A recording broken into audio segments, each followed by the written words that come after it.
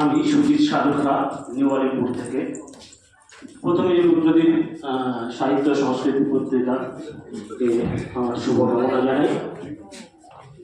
ওরা অনেক বড় হোক, প্রথম বছর। আমার ছোট্ট নিবেদন, আমার স্বরচিত কবিতা ধর্মের কল।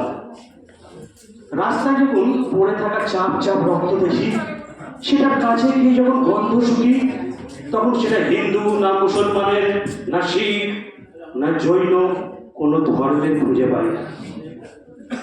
তোমরা অস্ত্র উঠিয়ে জিহাদ করো, স্বাধীনতার নামে মানুষ মারো। আমি দেখি ফুলের মতো মুখ, তার চারপাশে শুধু লাল রক্ত।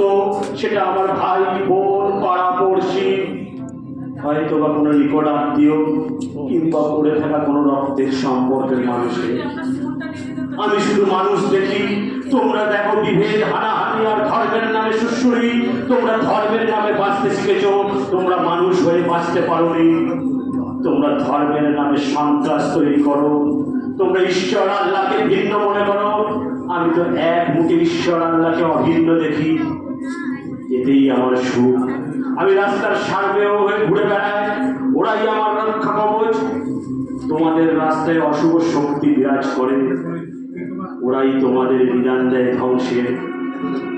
আমি ধর্মের নামে আপোষ করতে শিখিনি, আমি মানুষের সেবায় ধর্ম দেখেছি। আমি মানুষের সেবায় ধর্ম দেখেছি। ধন্যবাদ।